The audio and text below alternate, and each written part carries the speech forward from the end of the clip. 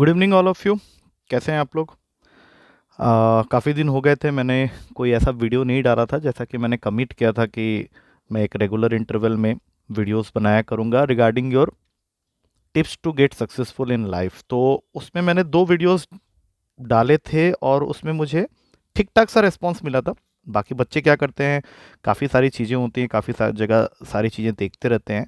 तो यूजुअली ऐसी वीडियोस बहुत कॉमन हो चुकी हैं, बट जो भी मैं इस वीडियो में बताता हूँ that is according to my personal experience कि मैं इतने सारे बच्चों को कम अक्रॉस करता हूँ, इतने सालों से पढ़ा रहा हूँ।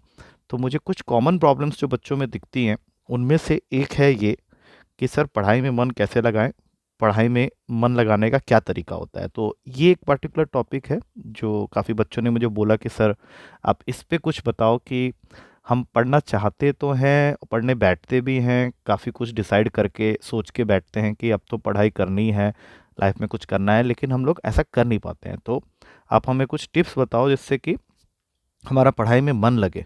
जैसा हमारे बाकी कामों में मन लगता है उसी तरह से हमारे पढ़ाई में भी मन लगे। तो इसके लिए आप क्या सजेस्ट करते हैं? तो मैंने यहाँ पे कुछ पॉइंट्स को कलेक्ट किया और उसको थोड़ा-सा टाइम लगा मुझे, काफ़ी दिनों से मैंने वीडियो नहीं डाला। मैं थोड़ा सर्च कर रहा था पॉइंट्स के बारे में कि ऐसी कौन-कौन सी चीज़ें हैं, जो मैंने भी अपनी स्टूडेंट लाइफ में फेस की थी, जिसकी वजह से अगर मुझे दिक्कत हुई थी पढ़ने में, तो ऐसी कौन-सी बातें थी जिसको अगर मैं फ़ॉलो करूँ या तुम्हें शेयर करूँ तो तुम पढ़ाई में तुम्हारा मन भी लगेगा और तुम पढ़ना चाहोगे। तो इसमें सबसे पहला पॉइंट है कि हमेशा कोशिश करो, जैसा कि पहला पॉइंट दिख रहा है, always study in silent atmosphere. Usually बच्चे ऐसा करते नहीं हैं, उन्हें पता नहीं क्यों इस चीज़ में बहुत मज़ा आता है कि आसपास फ्रेंड्स बैठे हैं, उनसे डिस्कस कर रहे हैं और साथ में पढ़ाई कर रहे हैं, तो बहुत अच्छी पढ़ाई होगी। नहीं, ऐसा तब होता है जब तुम कोई टॉपिक कर चुके होते हो। अगर मान लो कोई टॉपिक तुम सीख रहे हो, तुमने क्लास में टीचर ने तुम्हें कुछ पढ़ाया और तुम उसे खुद से सेल्फ स्टडी कर रहे हो, तो ऐसे एटमॉस्फेयर में जहाँ पे सारे बच्चे बैठे हुए हैं, वहाँ पे तुम्हें कुछ खास फ़ायदा नहीं होगा। तुम्हें अपने कंसेप्ट्स को समझने के लिए या उसको सीखने के लिए एक ऐसी जगह की ज़रूरत पड़ेगी जो काफ़ी शांत हो। जैसे यहाँ पे तुम इस पिक में देख रहे हो, ये लड़की कहीं पढ़ाई कर रही है तो उसके आसपास कुछ ज़्यादा लोग नहीं है। Always study in silent atmosphere का मतलब है कि तुम्हारा जो आउटसाइड डिस्टर्बेंसेस हैं, it can be of anything, it can be of any type, कि तुम्हारे फ्रेंड्स हैं, कोई म्यूज़िक है, कोई ट्रैफिक का पॉल्यूशन है, कुछ भी है, तो उससे तुम्हें दूर होके पढ़ाई करना है। तभी तुम सही तरीके से पढ़ाई कर पाओगे। तो ये हमेशा याद रखना कि जब भी पढ़ने बैठो तो always study in silent atmosphere. Second important point है, हमने देखा है कि बच्चे जहाँ पढ़ते हैं वहाँ आसपास बहुत गंद होता है। तो इस बात पे मैं ज़्यादा फोकस करूँगा कि तुम्हारा जो स्टडी टेबल या वर्क प्लेस होना चाहिए, उस पे एक तो प्रॉपर लाइट आ रही हो और फालतू की चीज़ें, जिसे क्लटर बोलते हैं इंग्लिश में, वो बिल्कुल भी ना हो। जैसा कि स्टडी टेबल को तुम देख सकते हो, इसमें सिर्फ काम की चीज़ें लगी। काम की चीज़ों का मतलब क्या है?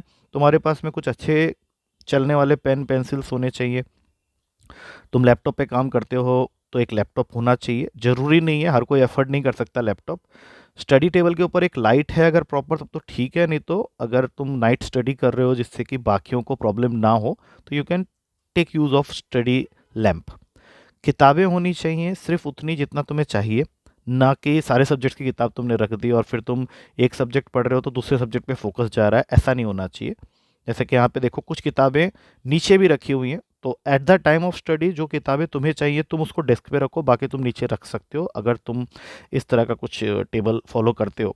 और उसके ऊपर मैंने पिछली वीडियो में बोला था कि if you have your parents pics with you, pics तो नहीं बोलेंगे, फोटो फ्रेम में अगर तुमने पेरेंट्स के फोटो रखे हैं या भगवान को मानते हो तो उसको अगर रखते हो, साथ में एक घड़ी जरूर होनी चाहिए। इस पिक में नहीं है, लेकिन अगर घड़ी होगी तो तुम्हें एक टाइम की भी कीमत पता चलती रहेगी। तो ये सारी चीज़ें तुम्हारे टेबल में होना चाहिए, इसको छोड़ के कुछ नहीं होना चाहिए, क्योंकि that will act as distraction for you sometimes.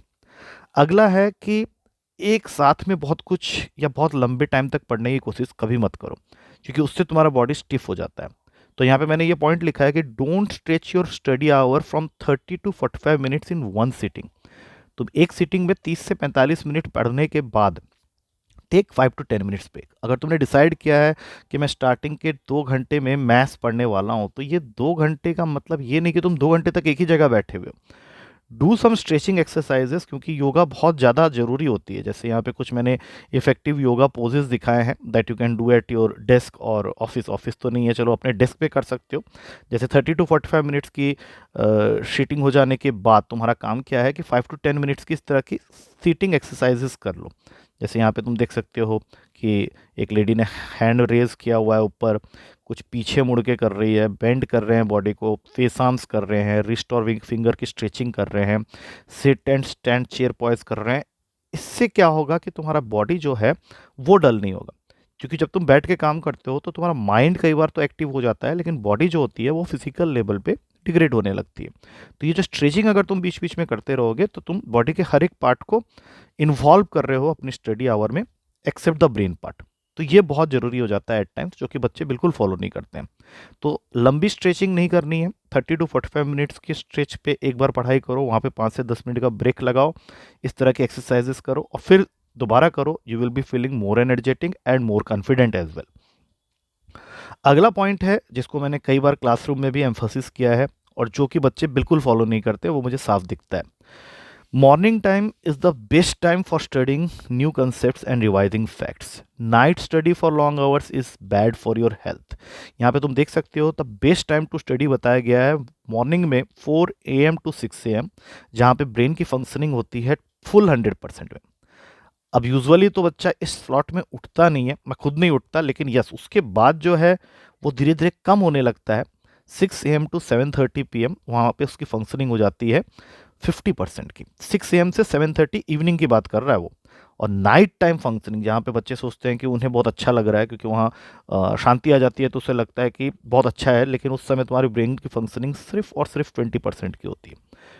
तो तुम्हें ये बातें एक्चुअली पता नहीं होती, या अगर तुम इस तरह की कुछ वीडियो देखते हो तो वहाँ पे तुम्हें चीज़ें बताई तो जाती है, बट इतनी डिटेल में नहीं बताया जाता, क्योंकि तुम इसके अकॉर्डिंग अगर देखते हो तो 4 to 6 का जो टाइमिंग होगा वो सबसे बेस्ट होगा।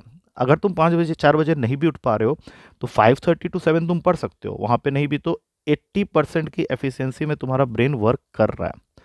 तो ये वो टाइम होता है जहाँ पे तुम अपनी रिवीजन या कोई भी न्यू कंसेप्ट को अगर सीख रहे हो तो सीख सकते हो। तो इसको हमेशा याद रखना कि नाइट स्टडी जो होती है वो bad for health, injurious to health होती है, और वहाँ पे तुम्हें कोई खास ब्रेन की फंक्शनिंग मिलती भी नहीं है। नेक्स्ट इंपॉर्टेंट पॉइंट जो कि मैं तुम्हें बार बार कहूँगा कि ज़रूर फॉलो करना, कि always motivate yourself to study whenever feeling dull by closing your eyes and visualising yourself as successful. देखो, जब तक तुम ये नहीं सोचोगे कि तुम लाइफ में सक्सेसफुल हो सकते हो, जैसे कि हम लोग चाहते तो हैं लेकिन उसके बारे में कभी सोचते नहीं हैं। जब हम सोचना स्टार्ट करते हैं तो हम हमेशा नेगेटिव थॉट्स की तरफ ही ज़्यादा अट्रैक्ट होते हैं। जैसे कि अगर मेरा ये एग्ज़ाम क्लियर नहीं हुआ तो, अगर मैं एग्ज़ाम हॉल में बैठा या बैठी और मेरे से एक भी क्वेश्चन नहीं बना तो, रैदर देन दैट अगर मैं ये सोचना स्टार्ट करूं, अपने आप को मोटिवेट करूं पढ़ते समय, और जब भी मैं डल फील करूं तो मैं अपनी आंखें बंद करके ये सोचूं कि अगर मेरा एग्ज़ाम क्लियर हो जाता है तो, अगर मुझे कॉल लेटर आ जाता है तो, अगर मैं अपनी एसएसबी इंटरव्यू को क्लियर कर लेता हूँ तो क्या खुशियाँ फैमिली के चेहरे पे मुझे दिखेगी या मेरे फ्रेंड्स या रिलेटिव्स के चेहरे पे दिखेगी। अगर इस चीज़ को हम विजुअलाइज करना स्टार्ट कर दें तो ऑब्वियस सी बात है हम पॉजिटिव के बारे में सोचना स्टार्ट करेंगे, जबकि ऐसा हम करते नहीं हैं, हम हमेशा इसका उल्टा ही सोचते हैं। तो ये एक पॉइंट मैंने यहाँ पे बहुत इंपॉर्टेंट नोट करवाना है तुम लोग को, कि अपने आप को मोटिवेटेड रखने के लिए स्टडी के अंदर में अपने आप को इस तरह के विजुअलाइजेशन एक्सरसाइज करना पड़ता है। जैसे कि तुम इस लेडीज़ को देख रहे हो, लेडीज़ को ज़्यादा मत देखना, ऊपर देखो, वो बहुत सारी चीज़ों को सोच रही है और वहाँ पे वो एक स्माइलिंग चेहरा भी उसका दिख रहा है, जिसमें वो ये चीज़ को विजुअलाइज कर पा रही है कि अगर वो आज मेहनत कर रही है तो इस मेहनत से उसको फ्यूचर में जाके जो सक्सेस मिलेगी, और उस सक्सेस से जो उसको खुशियाँ मिलेंगी खुद को और उसके nearby near ones loved ones को, तो उसको सोच के वो अपने आप को मोटिवेट कर रही है। तो ये काम तुम्हें भी करना चाहिए एक regular interval, otherwise you will be starting feeling dealing, dull हो जाओगे, बिल्कुल पढ़ नहीं पाओगे। नेक्स्ट इंपॉर्टेंट पॉइंट है जो कि मैं हमेशा ही कहता आया हूँ कि good food, plenty of water, fruit intake, regular exercise of at least 30 minutes daily keep you in shape both mentally and physically। इसके लिए तुमको यहाँ पे समझना पड़ेगा कि ये सब चीज़ें क्या हैं। सबसे पहली चीज़ तो है कि अपना तुम एक मी टाइम जरूर रखो, schedule me time daily. Me time वो टाइम होता है जब तुम अपने साथ टाइम स्पेंड करते हो। वहाँ पे तुमको ज़रूरत नहीं है किसी की, तुम अकेले बैठे हो कहीं पे, हाफ एन आवर बहुत होता है अपने आप को एक मी टाइम में रख के, क्योंकि इस समय तुम सिर्फ और सिर्फ अपने आप से बातें करते हो। और अपने आप से जब भी आदमी बात करता है तो उसको बहुत सारी चीज़ें जो वो सोच नहीं पाता एक ग्रुप में या पब्लिक में नहीं सोच पाता, वो उसको अपने अलोन टाइम में उसके आंसर्स मिलते हैं। उसके लाइफ में कोई प्रॉब्लम चल रही है तो उसका सॉल्यूशन भी उसको उस मी टाइम के अंदर में मिल जाता है। Always choose a positive attitude, ये बहुत ज़रूरी है। जैसा कि मैंने पिछले पॉइंट में बोला है कि लाइफ को लेकर तुम्हारी एक सकारात्मक सोच होनी बहुत ज़रूरी है, जबकि हम लोग ऐसा करते नहीं है। हम हमेशा नेगेटिव की तरफ ही भागते हैं। हमें एक ऑप्शन दिया जाए कि अगर आपका एग्जाम क्लियर हो जाए तो आप क्या करोगे, तो हम सबसे पहले ये सोचना स्टार्ट करते हैं कि अगर मेरा नहीं हुआ तो मैं क्या करूंगा। तो ये चीज़ को थोड़ा चेंज करना है। अपने आप को रिवार्ड करो हर एक छोटी सी अचीवमेंट पे जो तुम्हें लगता है कि तुमने पाया है। अब ये ज़रूरी नहीं कि तुम एग्ज़ाम क्लियर करोगे ही तो ही तुम अपने आप को रिवॉर्ड करोगे। सपोज़ कर लो कि तुमने एक टारगेट किया था कि आज मैं 1 घंटे में 20 क्वेश्चन मैथ्स के बनाऊँगा, और तुम 20 क्वेश्चन मैथ्स के बनाते हो and you find that you are getting 18 to 19 questions correct out of those 20, तो रिवॉर्ड योरसेल्फ। या पेपर में क्वेश्चंस बनाने से पहले या पढ़ने बैठने से पहले अगर तुमने ये सोचा है कि मैंने 20 क्वेश्चन बनाना है और अगर उसमें से मेरे 18 से 20 सही हुए तो I will reward my self. अब ये रिवॉर्ड करो ये कैसे? या तो अपनी कोई फेवरेट सॉन्ग सुन के रिवॉर्ड कर सकते हो, या अपने आप को एक चॉकलेट गिफ्ट करके कर सकते हो, या कुछ भी ऐसा काम जिससे तुम्हें खुशी मिलती हो, ये करके तुम अपने आप को रिवॉर्ड कर सकते हो। रिलैक्सेशन टेक्निक्स जरूर प्रैक्टिस करो टू गेट एनफ स्लीप, क्योंकि एनफ स्लीप जब तक तुम्हें नहीं मिलेगा तुम्हारी ब्रेन फंक्शनिंग ठीक से नहीं करेगी। मैंने काफ़ी जगह बोला हुआ है, प्ले टू योर स्ट्रेंथ्स, तुम अपने स्ट्रेंथ्स को पहचानो और उसके अकॉर्डिंग वर्क करो। जैसे कि अगर तुम्हें लगता है कि तुम मॉर्निंग में ज़्यादा एक्टिवली काम कर सकते हो तो get in habit of getting up early in the morning. तुम्हें ऐसा लगता है कि इवनिंग आवर्स में तुम ज़्यादा बेहतर काम कर सकते हो तो उस समय तुम अपने ज़्यादातर काम करो जहाँ पे तुमको लगता है कि तुम अपनी मैक्सिमम एफिशिएंसी से काम कर सकते हो। Ask for help and offer to help, ये बहुत ज़रूरी होता है। कई बार ऐसे लोग हमें मिलते हैं जो सिर्फ हेल्प के लिए हमें पूछते हैं, कभी ऑफर नहीं करते। तुम्हें एक ऐसा इंसान बनना है जो हेल्प ऑफर भी कर रहा है और हेल्प लेने को भी तैयार है। Set goals and study stay on target with a journal, अपने लाइफ में हमेशा एक गोल टारगेट सेट करके उसके अकॉर्डिंग प्लान आउट करके मूव करो। ये मैंने अपने अगले पॉइंट में कवर किया है। और ये रेगुलर फिजिकल एक्टिविटी की बात तो मैं कहूँगा ही कहूँगा, जो कि मैंने यहाँ पे लिखा हुआ है कि एटलीस्ट 30 मिनट्स तुम्हें डेली करने ही करने हैं। Distress your diet, distress your diet मतलब ऐसे चीज़ें मत खाया करो जैसे जंक फूड्स लोग बहुत खाते हैं, क्योंकि ये हमें इंस्टेंट प्लेजर देता है और हमें चार्जअप भी करता है, but that is momentarily charging. और बहुत जल्दी उस तरह के खाना खाने से हमारे अंदर डिस्ट्रेस आने लगता है। तो डिस्ट्रेस को दूर करने के लिए हमें क्या करना है? देखो फ्रूट्स का सिंबल बना हुआ है, मतलब वो कह रहा है तुम्हें कि फ्रूट इंटेक होना चाहिए। Press pause once in a while, down time is good. ये ब्रेक की बात हो रही है यहाँ पे कि तुम्हें अपने आप को ब्रेक देते हुए काम करना है, क्योंकि एट ए कॉन्स्टेंट स्ट्रेस तुम काम नहीं कर सकते। और मेंटल हिलनेस अगर तुम्हें आ गई तो ये सारी प्रॉब्लम्स तुम्हारे साथ में जुड़ी रहती है। हार्ट प्रॉब्लम्स आएगी, बैक पेन आएगा, कैंसर आएगा, इम्पेयर्ड लर्निंग मेमोरी आएगा, तुम सब्सटेंस अब्यूज़ करना स्टार्ट करोगे, इंजेक्शंस लेना स्टार्ट करोगे। ये सब तुम्हारे पुअर मेंटल हिलनेस की निशानी होती है अगर तुम ये सारे काम नहीं कर रहे हो तो। Read motivational and inspirational books on A daily basis just before sleeping, specially of successful people. बहुत सारी किताबें हैं और किताबों को पढ़ना एक बहुत इंपॉर्टेंट हैबिट होता है अगर तुम लाइफ में सक्सेसफुल होना चाहते हो और तुम ये चाहते हो कि भाई मेरा पढ़ाई में मन भी लगे। क्योंकि जब तुम कोई महान हस्तियों की जीवनी को पढ़ते हो तो उस जीवनी में तुम्हें सिर्फ सक्सेस नहीं मिलता है, वहाँ पे उनके फेलियर्स के बारे में भी तुम्हें बताया जाता है। वो किस तरह से अपने लाइफ में कोई काम को अचीव करते समय कितनी बार फेल हुए, उन फेलियर से उन्होंने क्या सीखा, एंड देन जब वो दोबारा स्टैंड होकर काम करना स्टार्ट किए तो फिर उन बातों को भुला के उन्होंने काम किया। तो यहाँ पे कुछ किताबें दिख रही होंगी, इनको छोड़ के भी बहुत सारी किताबें होती हैं। तो एक हैबिट बना लो कि दिन में एक टाइम ऐसा हो, स्पेशली नाइट आवर्स सोने से पहले 10 से 12 page, 15 page, depending on your situation, तुम जरूर ऐसे इंसानों की जीवनियों को पढ़ो जिन्होंने अपने लाइफ में जो सक्सेस पाया है वो काफ़ी सारे स्ट्रगल करके पाया। तब तुम्हें एक मोटिवेशन भी मिलेगी। जैसे कई बार हम डाउन फील करते हैं कि हमारे साथ कुछ भी अच्छा नहीं हो रहा, लाइफ में कुछ भी काम करता हूँ तो एक बुरा रिजल्ट ही मुझे मिलता है। तो इस चीज़ को दूर करने के लिए ये बहुत ज़रूरी होता है कि ये जानना कि जो भी आदमी आज सक्सेसफुल हुआ है उन सबके लाइफ में ऐसे स्टेजेस से वो गुजरे हैं जब उन्हें ऐसा फीलिंग आया था कि उनके साथ तो कुछ भी अच्छा नहीं हो रहा, उनके साथ अच्छा क्या सारी चीज़ें बुरी ही हो रही हैं, लेकिन उसके बावजूद भी उस पे उन्होंने वर्क किया, उन्होंने पहले ये फाइंड आउट किया कि उनके साथ अगर कुछ बुरा हो रहा है तो क्यों हो रहा है, और उसको जानने के बाद उसको दूर करके वो अपने सक्सेस तक या अपने एम तक पहुंच पाए। तो ये ज़रूरी नहीं है कि सक्सेसफुल आदमी हमेशा लाइफ में सक्सेस के साथ ही रहा है, उसके लाइफ में भी फेलियर्स आए हैं, उस फेलियर्स को वो ओवरकम करके प्रॉपर प्लानिंग के साथ ही सक्सेसफुल हो पाया है। तो ये सब तुम्हें बुक्स पढ़ने से पता चलेगा, जो कि तुम्हें एक हैबिट बना लेनी चाहिए।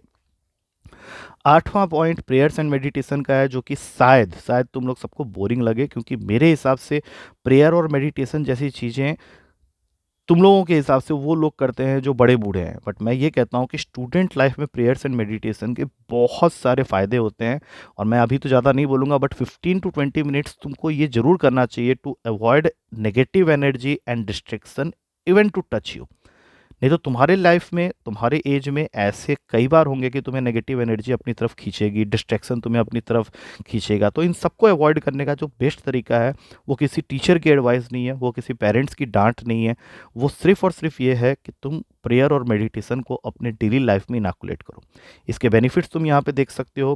पहली चीज़ तो ये तुम्हें स्ट्रेस फ्री रखेगा, तुम्हारी एजिंग को कम करेगा, तुम्हारे लाइफ में जो डे होता है उसमें मोर आवर ऐड कराएगा, तुमको हेल्प करेगा to appreciate life more, helps you feel more connected, makes you and those around you happier, improves functioning of your brain, helps you to have a good night's sleep, improves metabolism and helps you lose weight, increases immunity and helps fight disease, and increases your attention span।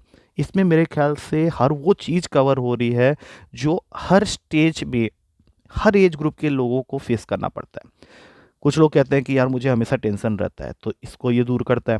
कुछ लोग कहते हैं कि यार मैं समय से पहले ही ज़्यादा बूढ़ा लग रहा हूँ, तो ये इसको भी रिड्यूस करता है। तुम्हारे लाइफ में खुशियाँ बढ़ता है, add more hours to your day, helps you appreciate life more. तुम्हें ज़िंदगी से फिर कोई शिकायत नहीं रहती, तुम्हें सब कुछ अच्छा दिखने लगता है जब तुम इस तरह के मेडिटेशन को अपनाते हो।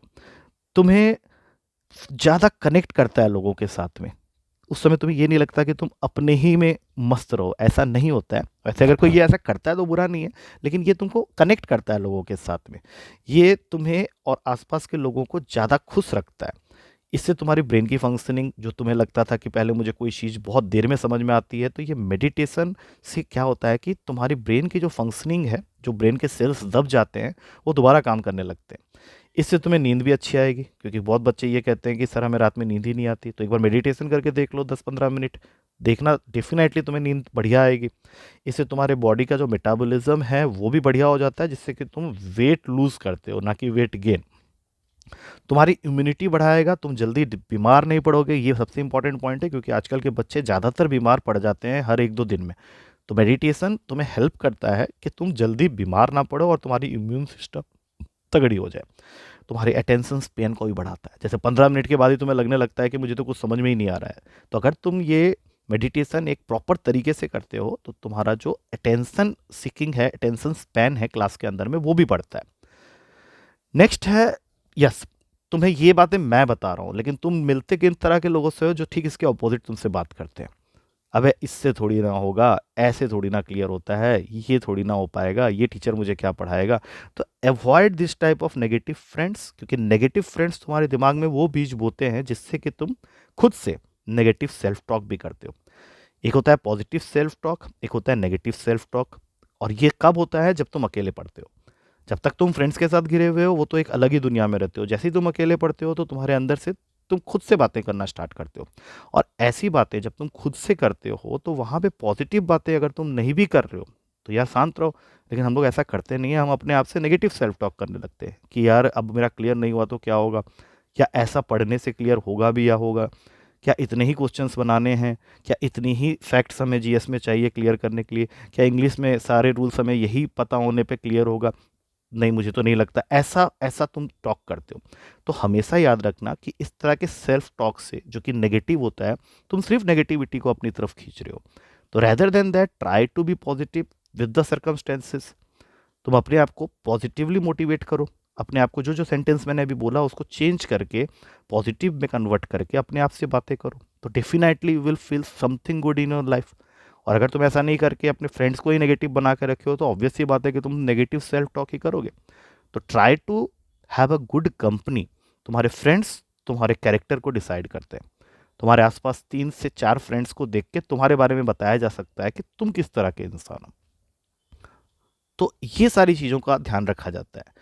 अब सबसे आखिरी पॉइंट में आ रहे हैं कि have a definite aim in your life to be successful, और एक डेडलाइन सेट करो सो दैट कि जब तुम सक्सेसफुल हो तो ये तुम्हारी सिर्फ फैमिली को खुशी ना दे, तुम्हारे रिलेटिव्स को खुशी ना दे, जबकि तुम्हें खुद को खुशी दे, तुम अपने आप को प्राउड फील करा सको। और इसके लिए पढ़ना जरूरी है। तो how to be successful in life, यहाँ पे मैंने कुछ पॉइंट्स लिखा है। See your goal, U for understand the obstacles, C for create a positive mental picture, C again for clear your mind of self doubt, E for embrace the challenge, S for stay on track, and S show the world that you can do it. मेरे हिसाब से तुम्हें चीज़ें समझ तो आ गई है, लेकिन मैं फिर भी एक एक पॉइंट को क्लियर करते हुए चले जाता हूँ। सबसे पहले, जो भी गोल तुमने लाइफ में सेट किया है सक्सेसफुल होने का, उस गोल को तुम देख सको सबसे पहले। बाकी को तो तुम बाद में दिखाओगे। तुमको खुद देखना पड़ेगा कि अगर तुम डिफेंस ऑफिसर बनना चाहते हो या तुम आईएएस ऑफिसर बनना चाहते हो, तो तुम्हें पहले अपने आप को विजुअलाइज करना पड़ेगा कि तुम वो काम कर पा रहे हो। तुम्हें साथ में ये भी समझना है कि कोई भी सक्सेस तुम्हें आसानी से मिलने वाली नहीं है। वहाँ पे ऑब्स्टेकल, वहाँ पे प्रॉब्लम्स आएंगी ही आएंगी। तो पहले अपने प्रॉब्लम्स को समझो, क्योंकि प्रॉब्लम्स भी दो तरह के होते हैं, एक खुद के बनाए हुए, एक दुनिया के बनाए हुए। खुद की बनाई हुई प्रॉब्लम ज़्यादा टफ होती है, दुनिया की बनाई हुई प्रॉब्लम को शायद तुम सॉल्व कर सको। तो अपने ऑब्स्टेकल को समझ के उसको सॉल्व करना है। अपने आसपास क्रिएट करो एक पॉजिटिव मेंटल पिक्चर, जो कि मैंने इस वीडियो में काफ़ी बार बोला हुआ है। और अपने माइंड से क्लियर रखो अपने सेल्फ डाउट को। तुम ऐसा नहीं कर पाओगे ये बोलने के बजाय ये बोलो कि मैं ऐसा कर पाऊंगा और मैं पूरी कोशिश करूंगा कि मैं ऐसा करूं। चैलेंज को एक्सेप्ट करो, क्योंकि पूरी दुनिया कंपटीशन में है। तो ये ज़रूरी नहीं कि अगर 1 लाख बच्चे एग्ज़ाम दे रहे थे तुम उनमें से क्लियर नहीं कर पाओगे। ये सोच के कभी भी मत स्टार्ट करना, नहीं तो सक्सेस तुम कभी नहीं पाओ। स्टे ऑन ट्रैक, ये बहुत ज़रूरी होता है कि आदमी स्टार्ट तो सही तरीके से करता है लेकिन बीच में डाइवर्ट हो जाता है, रीजंस में भी मेनी। तो अपने आप को ट्रैक पे रखने के लिए ये सारे वीडियोस में जो भी मैंने बात बोली है उन सबको फॉलो करना है और बहुत स्ट्रिक्टली फॉलो करना है। और एट लास्ट कि जिस दिन तुम सक्सेसफुल होगे पूरी दुनिया तुम्हें देखेगी सक्सेसफुल होते हुए। और इन सब के लिए ज़रूरी है कि तुम्हारा पढ़ाई में मन लगे। और पढ़ाई में मन लगाने के लिए ये जो 10 पॉइंट्स मैंने तुम्हें बताए हैं इनको ध्यान से सुनो, क्योंकि वीडियोस लंबी हो जाती है, थोड़ा सा बताते बताते वो चीज़ें लंबी हो जाती हैं। तो ऑब्वियसली इस वीडियो के एंड तक हम पहुंच गए हैं। तो इन सारी बातों को ध्यान से सुनो, समझो और अपने लाइफ में उतारने की कोशिश करो। एंड आई होप कि मेरे इस वीडियो से किसी ना किसी को तो फ़र्क पड़ेगा। एंड डेफिनेटली अभी नहीं पड़ेगा, इमीडिएटली नहीं पड़ेगा, लेकिन अगर तुम इसको फॉलो करोगे तो आगे जाके आने वाले 3-4 साल में, 5 साल में definitely you will be seeing the changes in your self. Video कैसा लगा ये ज़रूर बताना, बिकॉज मैंने भी पहले भी ये बात बोली हुई है कि तुम्हारी तरफ से जो कमेंट्स आते हैं उसी से मुझे एनर्जी मिलती है। एनर्जी अगर तुम मुझे देते रहोगे तो मैं इस तरह के वीडियोस तुम्हारे लिए बनाते रहूँगा। तुमने जहाँ पे वो एनर्जी थोड़ी कम कर दी मेरे अंदर by not putting any comments, ये तुम्हें लगता है कि ये बुरा है या इसमें कुछ मज़ा नहीं है, या ये वही बातें हैं जो हम सुनते आए हैं, देखते आए हैं, या हमारे पेरेंट्स भी हमें यही बोलते हैं, हम सारी जगह यही चीज़ सुनते हैं, तो definitely it is not worth while. लेकिन मैं कोशिश करूँगा कि मैं अपने जितने भी एक्सपीरियंसेस हैं तुमसे शेयर करके तुम सबको सक्सेस के रास्ते पे ले सकूँ। तो thank you to all of you. आज के लिए इतना ही। नेक्स्ट वीडियो में फिर मिलते हैं with more knowledge of this type. Take care and good night to all of you.